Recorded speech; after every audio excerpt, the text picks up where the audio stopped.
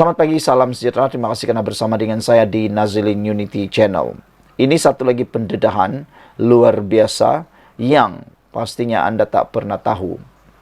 Nur Jazlan mengatakan bahwa taktik kotor pembangkang ini berkaitan dengan spanduk yang digunakan untuk menolak calon Pakatan Harapan.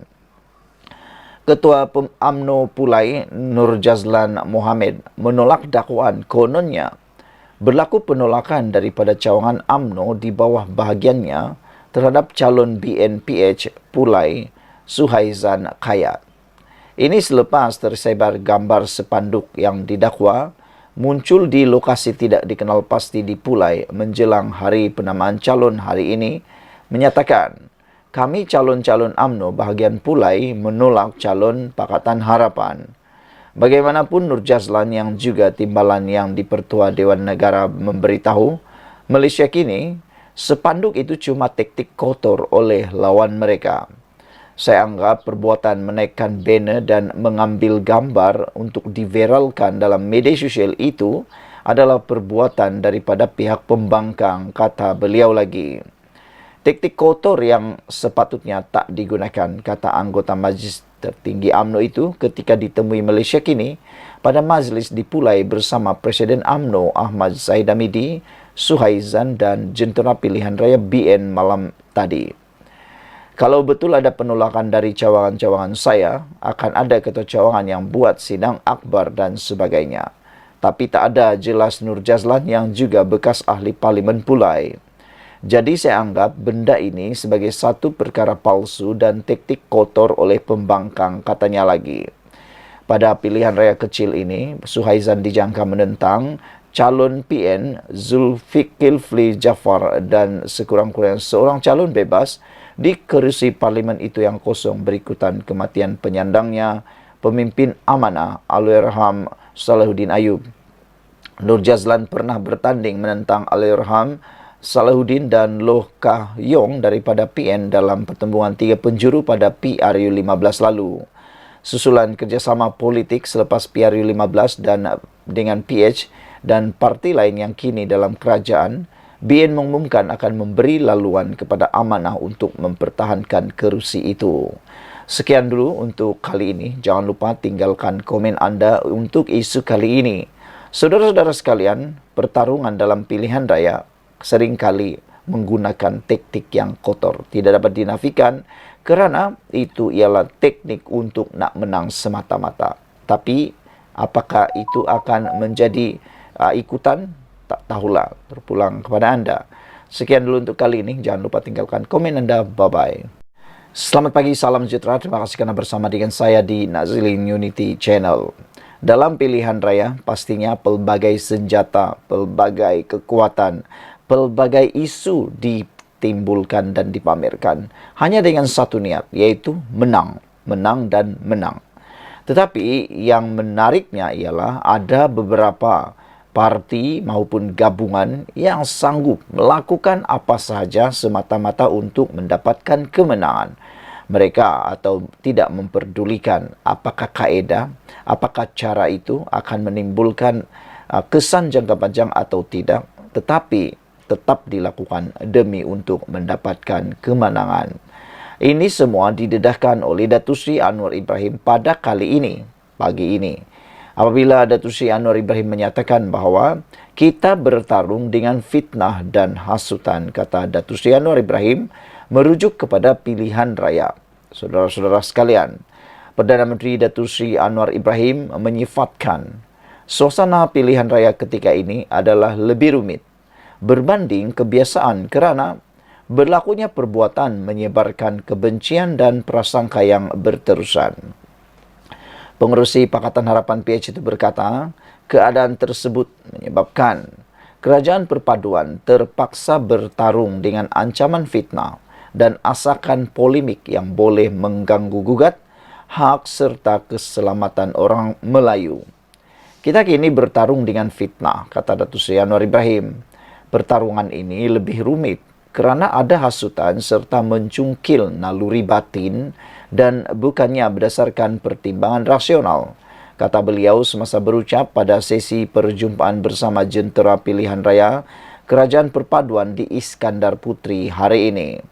Hadir sama Timbalan Perdana Menteri Datuk Seri Ahmad Zahid Hamidi, merangkap pengerusi Barisan Nasional BN, Menteri Besar Johor Datuk On Hafiz Ghazi dan pemimpin tertinggi PHBN Johor serta Jentera Pilihan Raya Kerajaan Perpaduan.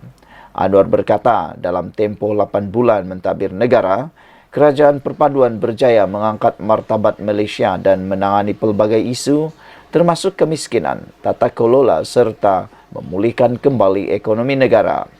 Beliau juga berkata, gabungan atau gandingan PHBN dalam Kerajaan Perpaduan menjadi satu-satunya gabungan yang mampu menyelamatkan Malaysia. Anwar berkata, aspek progresif yang didukung PH digabungkan dengan pengalaman BN dalam mentadbir negara adalah jauh lebih baik jika dibandingkan dengan tempo pemerintahan Perikatan Nasional PN sebelum ini.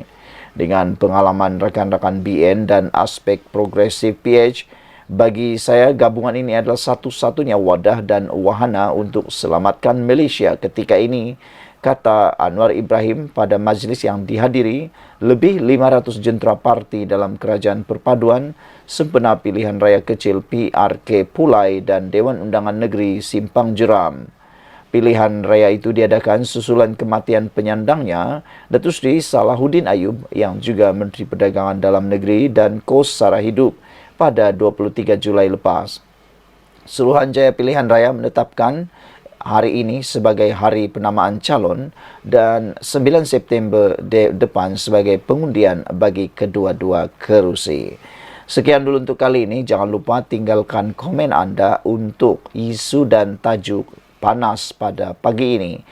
Kita bertarung dengan fitnah dan hasutan, kata Datuk Seri Anwar Ibrahim. Apa pendapat anda sekalian? Tekan butang subscribe, itu percuma. Kita jumpa lagi. Bye-bye. Selamat pagi, salam sejahtera. Terima kasih kerana bersama dengan saya di Nazilin Unity Channel. Ini satu pengakuan daripada Datuk Seri Anwar Ibrahim, Perdana Menteri kita yang kita kasihi, dan ianya pasti mengejutkan dan pembongkaran yang luar biasa yang saya fikir anda akan kongsikan dan anda akan berikan kepada rakan-rakan anda. Tapi sebelum itu, bantu dulu saya untuk mengembangkan channel ini. Tekan butang subscribe, itu percuma. Saudara-saudara sekalian, sukar untuk menyelamatkan Malaysia kerana pembangkang ekstremis main isu agama, kaum tarik sokongan, kata Datuk Seri Anwar Ibrahim. Sebelum kita teruskan, sila rujuk berita ini di BH Online. Tapi sebelum itu, sila tinggalkan juga komen anda tentang pendedahan daripada Datuk Seri Anwar Ibrahim ini. Apa pendapat anda sekalian apabila beliau nyatakan sukar untuk menyelamatkan Malaysia, pembangkang ekstremis main isu agama, kaum untuk tarik sokongan. Kerajaan Perpaduan berdepan cabaran lebih rumit untuk menyelamatkan Malaysia berikutan sikap pembangkang yang ekstremis dengan memainkan isu kaum dan agama bagi menarik sokongan rakyat, kata Datuk Seri Anwar Ibrahim. Beliau berkata hubungan kerjasama Pakatan Harapan dan Barisan Nasional BN menerusi Kerajaan Perpaduan ketika ini adalah kaedah terbaik untuk menyelamatkan Malaysia. Bagaimanapun, menurut Datuk Seri Anwar Ibrahim, kaedah yang digunakan pembangkang di negara ini tidak ubah seperti gerakan fasisme yang banyak berlaku dalam suasana politik negara barat seperti Amerika Syarikat. Walaupun tidak sama sepenuhnya, namun kerajaan berdepan cabaran dan asakan berlandaskan fitnah dan kecaman. Jadi pertarungan ini lebih rumit daripada biasa kerana hasutan mereka membangkitkan emosi, sikap prasangka serta kebencian dan bukannya menggunakan pertimbangan rasional. Perkara ini bukan asing di dunia, khususnya di benua Eropah. Kebangkitan neo-Nazi dan fasisme yang menyebabkan segerombolan kalangan muda membenci kaum minoriti, orang asing dan agama lain. Jadi jawapannya adalah kita perlu menggunakan landasan kebijaksanaan dan pertimbangan waras bagi memahami semangat Malaysia Tulen. Justru dalam aspek progresif Pakatan Harapan PH dan pengalaman pentadbiran Barisan Nasional BN, gabungan ini adalah wadah terbaik untuk menyelamatkan Malaysia sekarang, kata Datuk Seri Anwar Ibrahim.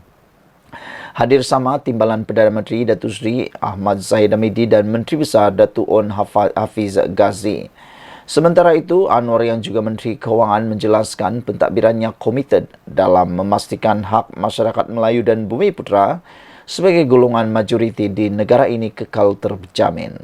Tiada sesiapa boleh pertikai negara ini dan mereka terima kehadiran Melayu dan Bumiputera sebagai majoriti.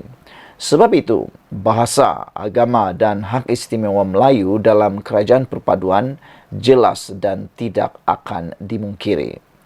Jangan ada kekhawatiran dalam soal itu. Kita terima pakai prinsip dalam perlembagaan dan tidak sama sekali meremehkan, kata Datuk Seri Anwar Ibrahim, apalagi merendahkan atau menghina siapa juga.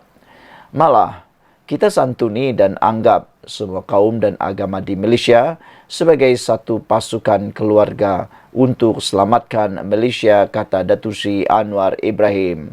Saudara-saudara sekalian, ini satu pendedahan dan juga pengakuan daripada Datuk Seri Anwar Ibrahim yang memang kita tunggu-tunggu.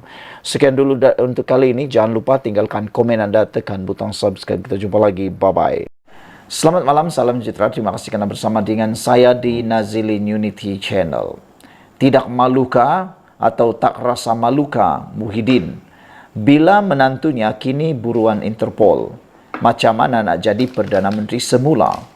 Persoalan ini timbul dan persoalan ini bertitik tolak daripada tindakan pihak kerajaan Malaysia telah pun menyenarai merahkan menantu Muhyiddin dan seorang peguam dan disenaraikan merah dalam Interpol. Saudara-saudara sekalian, menantu Muhyiddin Yassin kini sah diletakkan dalam notis merah Interpol atau polis antarabangsa untuk ditangkap dan dibawa balik ke Malaysia. Ini bermakna Muhammad Adlan Berhan sekarang adalah orang buruan pihak berkuasa di peringkat antarabangsa dan dicari di seluruh dunia. Ada persamaan dengan Jolo? Iya, ada. Jolo pun telah disenaraikan sebagai senarai merah Interpol. Menantu Muhyiddin pun telah disenaraikan senarai merah Interpol. Jadi mereka sekarang mempunyai status yang sama. Ini bermakna Muhammad Adlan Berhan sekarang adalah buruan pihak berkuasa di peringkat antarabangsa dan dicari di seluruh dunia. Turut bersama diburu Interpol ialah seorang peguam Mansur Saad. Kedua-dua mereka dikehendaki SPRM untuk disiasat berkaitan dakwaan rasuah berhubung projek melibatkan pendaftaran dan penyimpanan maklumat biometrik untuk pekerja asing. Kedua-dua mereka dipercayai melarikan diri ke luar negara sejak bulan Mei tahun ini. Ya sudah, tindakan notis merah telah dikenakan terhadap mereka, kata Ketua Polis Negara. Ketua Polis Negara kita iaitu Razaruddin Hussein hari ini mengesahkan berkaitan notis merah terhadap kedua-dua suspek yang dikehendaki SPRM itu. Muhammad Adlan sebelum ini melalui peguamnya mengeluarkan kenyataan yang mendakwa dia menjadi sasaran secara tidak sah oleh SPRM yang menyebabkannya menderita dan berada di ambang kehancuran dari segi keuangan. Dia juga mendakwa akaun bank baik pribadi maupun yang dikaitkan dengan syarikatnya telah dibekukan tanpa notis. Bagi Mansur pula, dia mendakwa bahawa dia menjadi mangsa penganiayaan politik. Dengan disenaraikan dalam senarai merah Interpol ini, tidak rasa malukah Muhyiddin dengan apa yang sedang berlaku dan diperbualkan ramai. Di mata umum, gambaran yang terpampang dan sedang diperkatakan ramai ialah menantu seorang bekas Perdana Menteri sedang diburu dan kini diletakkan dalam notis merah Interpol. Berikutan enggan menyerah diri. Di mana rasa tanggungjawab Muhyiddin sebagai pemimpin dan bekas Perdana Menteri? Jika tidak boleh meminta menantunya untuk menyerah diri, beliau tentunya boleh meminta anak perempuannya iaitu isteri Muhammad Adlan untuk memujuk suaminya agar segera kembali dan menyerah diri kepada SPRM. Lagipun, berapa lama mahu melarikan diri dan bersembunyi? Kenapa Muhyiddin tidak melakukannya? Terpenting sekali, macam mana nak jadi Perdana Menteri semula. Jika perkara penting seperti ini pun, yaitu memastikan menantu sendiri patuh kepada undang-undang pun gagal dilakukan. Saudara-saudara sekalian, sebelum kita berpisah, sila tinggalkan komen anda, tekan butang subscribe, itu percuma, anda tak perlu bayar apa-apa. Kita jumpa lagi, Malaysia kita punya, kita juga sama-sama cintai Malaysiaku. Bye-bye. Selamat malam, salam sejahtera. Terima kasih karena bersama dengan saya di Nazilin Unity Channel. Ini isu paling hangat, paling hot pada malam ini. Dipetik dari Malaysia kini, akhirnya menantu Muhyiddin dan peguam dikenakan notis merah Interpol. Menantu Muhyiddin Yassin dan seorang peguam telah diletakkan dalam senarai notis merah Polis Antarabangsa Interpol kerana dikehendaki SPRM. Menurut utusan Malaysia, perkara itu disahkan oleh Ketua Polis Negara Razarudin Hussein. Ya sudah, kata beliau, tindakan notis merah dikenakan terhadap mereka, katanya kepada akhbar harian itu. Dua individu itu ialah Muhammad Adlan Berhan yang berkahwin dengan anak Muhyiddin Nabilah dan Mansur Saad, seorang peguam dan tokoh penting dalam NIRS Sendirian Berhad. SPRM mendakwa mereka dikehendaki berhubung projek yang melibatkan pendaftaran dan penyimpanan maklumat biometrik untuk pekerja asing. Kedua-duanya melarikan diri dari negara pada bulan Mei. Utusan Malaysia memetik sumber tanpa nama yang mendakwa Muhammad Adlan meninggalkan negara ini melalui sempadan Johor Bahru. Dia dipercayai berlepas ke negara ketiga, kata sumber itu. Muhammad Adlan melalui peguamnya mengeluarkan kenyataan yang mendakwa dia menjadi sasaran secara tidak sah dan menyebabkannya menderita dan berada di ambang kehancuran dari segi keuangan. Dia juga mendakwa bahawa akaun bank baik peribadi maupun yang dikaitkan dengan syarikatnya telah dibekukan tanpa notis. Bagi Mansur, dia mendakwa bahawa dia menjadi mangsa penganiayaan politik. Pada 2011, NIRS Sendirian Berhad telah dianugerahkan kontrak 12 tahun untuk memantau kemasukan warga asing ke Malaysia serta mengeluarkan pas pekerja atau pas lawatan pekerjaan sementara PLKS. Saudara-saudara sekalian, isu ini sedang hangat diperkatakan di seluruh Malaysia. Ada yang berkata bahawa di manakah lokasi menantu Muhyiddin ini, dan ada yang menuntut supaya Muhyiddin Yassin mendedahkan perkara tersebut. Kerana kata mereka, kalau Muhyiddin Yassin nak menjadi Perdana Menteri lagi nanti, bagaimana, adakah beliau dapat menentukan kedudukan menantu beliau nanti ini? Selain daripada itu, ada juga yang mengatakan bahawa balik sajalah menantu Muhyiddin, kalau benar tidak bersalah, kenapa takut, kata mereka. Kalau benar dia tidak melakukan kesalahan, dia tidak akan melarikan diri, kata netizen lagi. Dengan pepatah, berani kerana benar, takut kerana salah. Jadi, di mana kedudukan menantu Muhyiddin sekarang ini? Sekian dulu untuk kali ini. Jangan lupa tinggalkan komen anda. Tekan butang subscribe, itu percuma. Kita jumpa lagi. Bye-bye. Selamat petang, salam sejahtera. Terima kasih kerana bersama dengan saya di Nazilin Unity Channel. Ini satu keputusan mahkamah yang pastinya akan menggemparkan Perikatan Nasional, khususnya kepada Sanusi Mak Nur. Baru-baru ini Sanusi Mak Nur telah pun disaman oleh Vincent Tan dengan Berjaya Land dengan jumlah saman yang memang sangat luar biasa besar, yaitu sebanyak 200 juta. Jika difikirkan dari mana hendak mendapatkan RM 200 juta itu bukan satu jumlah yang kecil. Bagi pendapat saya, jumlah itu kalau beliau bukan orang yang terlalu kaya, itu hampir mustahil untuk dibayar. Namun, hari ini keputusan mahkamah lebih menyengat dan lebih parah, mungkin lebih sadis untuk Sanusi Mak Nur. Mahkamah mengumumkan lanjutan sekatan sementara Vincent Tan pada Sanusi. Itu keputusan yang telah diumumkan di mahkamah pada hari ini. Dipetik daripada Malaysia kini, Mahkamah Tinggi Shah Alam membenarkan permohonan ahli perniagaan Vincent Tan untuk injuksi ad interim terhadap Menteri Besar Kedah Muhammad Sanusi Maknor. Mahkamah Sivil membuat keputusan pagi ini apabila ia menangguhkan perbicaraan yang dijadwalkan hari ini, permohonan injuksi antara pihak ahli perniagaan, planatif dan defendant hadir pada 25 Oktober. Sebelum ini, pada 17 Ogos, Mahkamah membenarkan perintah larangan ex parte Vincent Tan. Hanya planatif hadir semasa perbicaraan terhadap Sanusi sehingga hari ini yang dikaitkan dengan saman fitnah ahli perniagaan itu terhadap pimpinan atau pemimpin Sanusi. Hari ini pada mulanya ditetapkan untuk pasukan undang-undang Vincent Tan dan Sanusi untuk membentangkan hujahan lisan sama ada injuksi patut dikenakan sementara menunggu penyelesaian tuntutan mahkamah.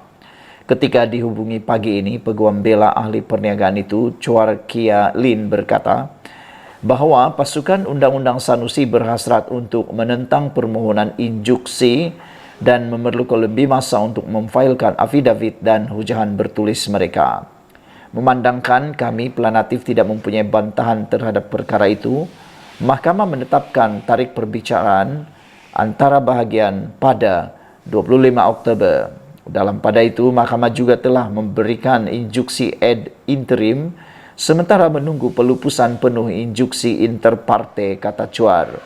Semakan pada senarai kuasa dalam talian Badan Kehakiman menunjukkan bahawa perkara itu ditetapkan untuk penderangan injuksi inter partes pada 25 Oktober di hadapan Pesuruhjaya Kehakiman Chong Yu Choi. Malaysia kini sedang menunggu jawapan daripada Peguam Sanusi berhubung perkara itu. Sebelum ini, Peguam Tan mengeluarkan surat tuntutan maaf pemimpin Perikatan Nasional itu dan pampasan 200 juta ringgit. Ini membabitkan dakwaan Sanusi mengenai ketidakwajaran antara Tan dan Menteri Besar Selangor Amiruddin Syari berhubung projek pembersihan Sungai Klang. Selepas Menteri Besar Kedah itu didakwa enggan mematuhi surat undang-undang Tan, pengasas kumpulan berjaya itu memfailkan saman fitnah itu pada 8 Ogos. Writ saman itu adalah atas ucapan Sanusi semasa kempen pilihan raya negeri Kedah di dataran Darul Aman Jitra pada 2 Ogos yang menyaksikan kehadiran ratusan orang. Menurut pernyataan tuntutan, Tan dan Berjaya Len Berhad, masing-masing planatif pertama dan kedua, menolak dakwaan itu dengan alasan Sanusi enggan mematuhi surat undang-undang mereka melalui surat peguamnya sebagai jawapan bertarikh 8 Ogos.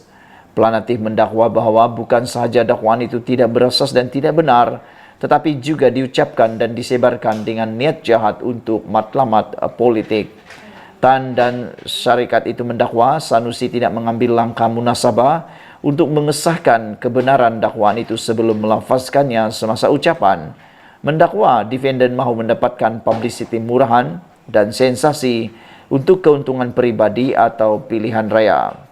Planatif mendakwa bahawa kenyataan Sanusi menggambarkan mereka sebagai korup dan kroni Amiruddin telah menyebabkan kerajaan negeri Selangor menanggung kerugian RM180 juta daripada tanah yang dikatakan diberikan secara percuma dan menipu rakyat Selangor antara lain.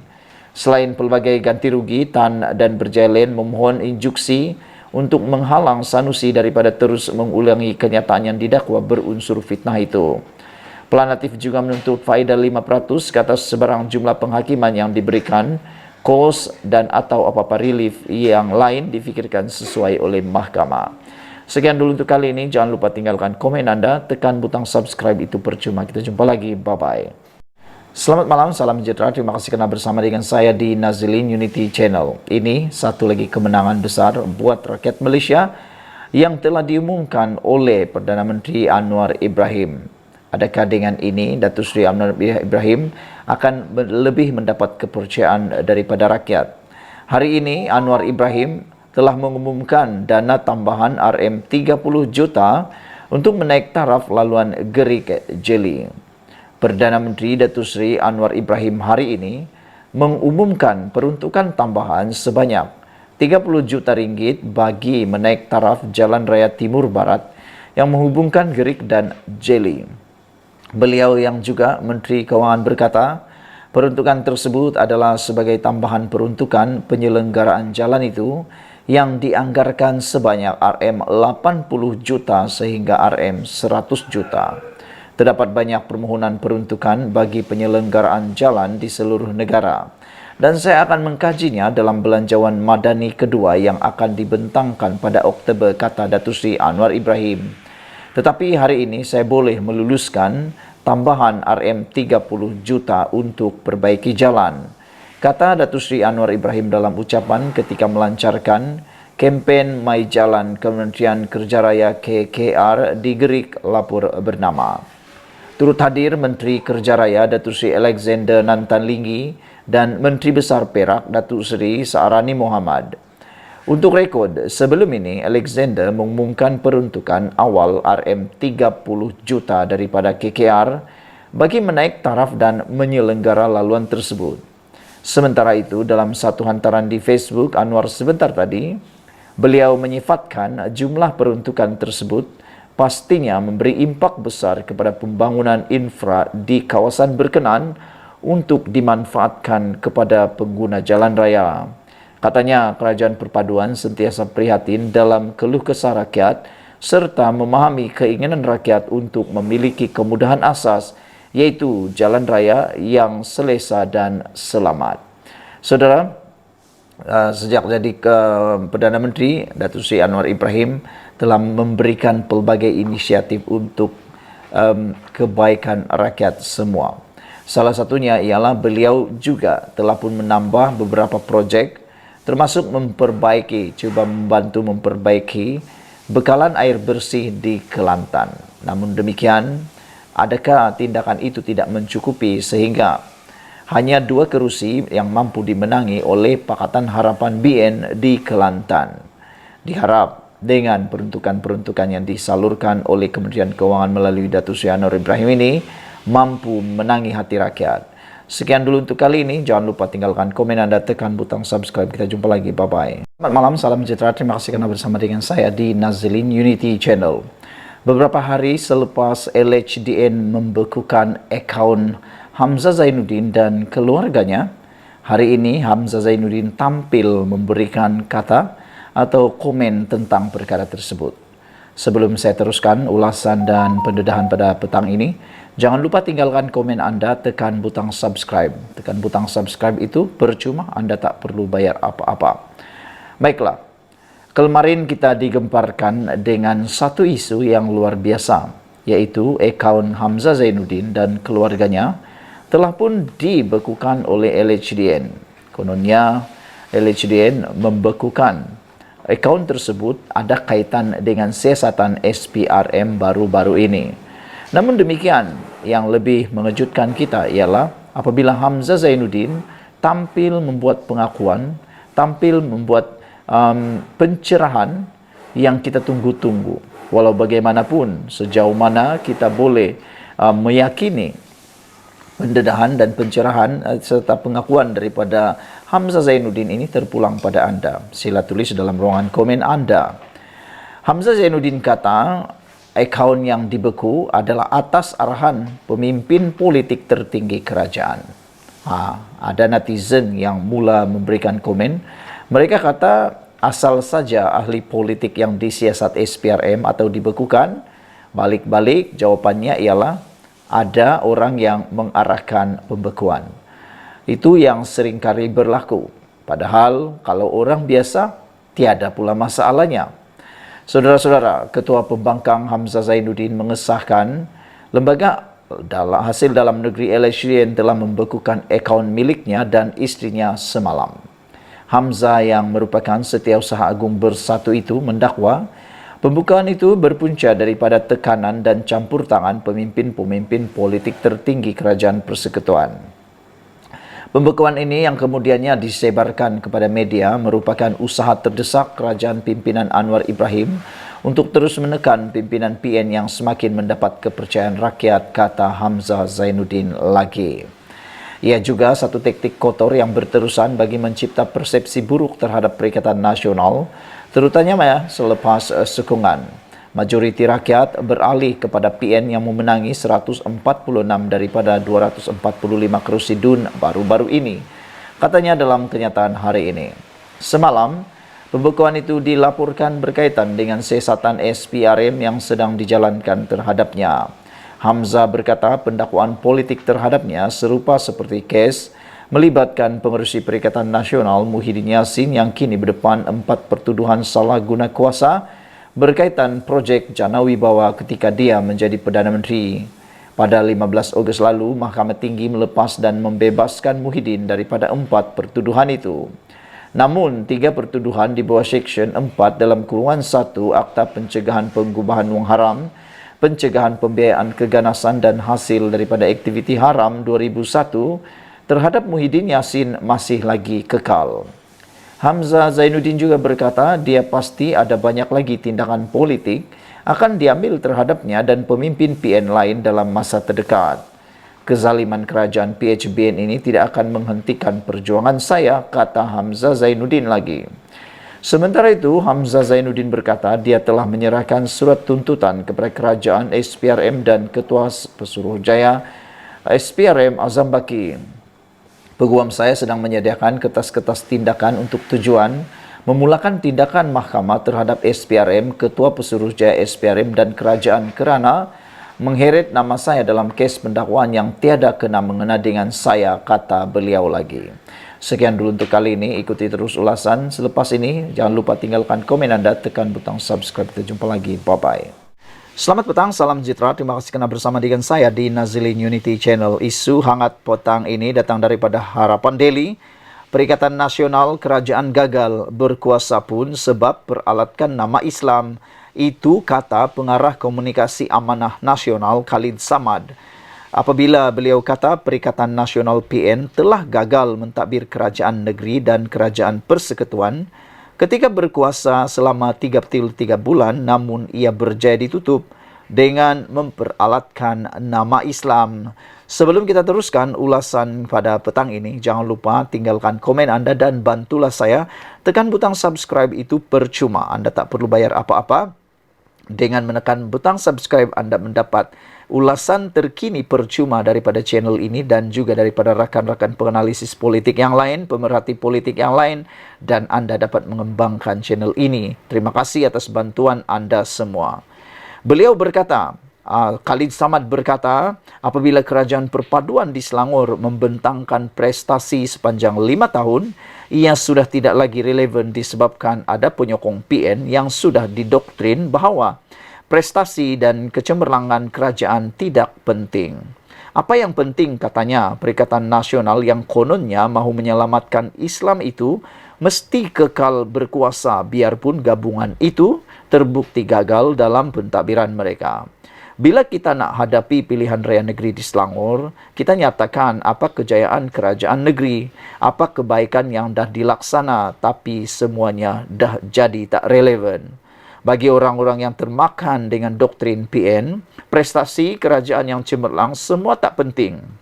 Yang penting, PN mesti berkuasa kerana Perikatan Nasional itulah yang akan selamatkan atau hentikan ancaman terhadap Islam yang kononnya sedang berlaku menurut Khalid Samad.